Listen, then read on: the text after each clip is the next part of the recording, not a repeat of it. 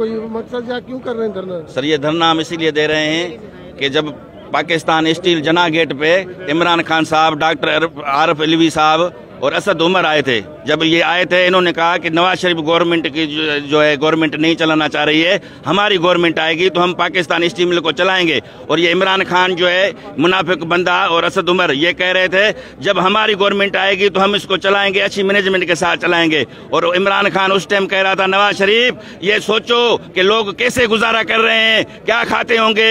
تو عمران خان آپ کو اللہ کا عذاب پڑے تو آپ بھی سوچو، تو ہماری کیا تنخواہ ہے؟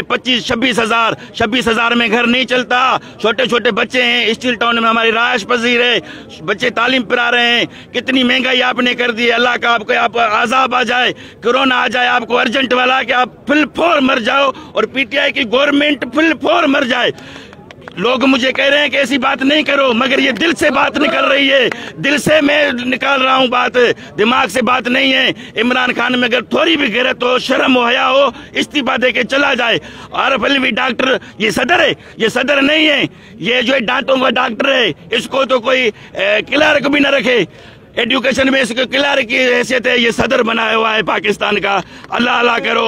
اور تنخواہ کتنی ہے، آلو کتنے مہنگے ہیں، ٹماٹر کتنے مہنگے ہیں، آپ کو اندازہ ہے؟ چینی چور 400 ارب کھا گئے، اس کو کچھ نہیں کیا، اس کو پکڑو۔ تم چینی چور میں بھی شامل ہو۔ عمران خان جتنی کرپشن تم نے کی ہے، نہ پیپلز پارٹی نے کی ہے، نہ نواز شریف نے کی ہے۔ تم چور ہو، ڈاکو ہو، اور انشاءاللہ تیرے ساتھ وہ ہوگا پاکستان میں کہ تمہارا جو ہے لاش بھی نہیں ملے گا۔ جیسے ضیاء الحق کا جہاز تباہ ہو گیا تھا نا، اللہ کرے گا تیرا جہاز تباہ ہو جائے گا۔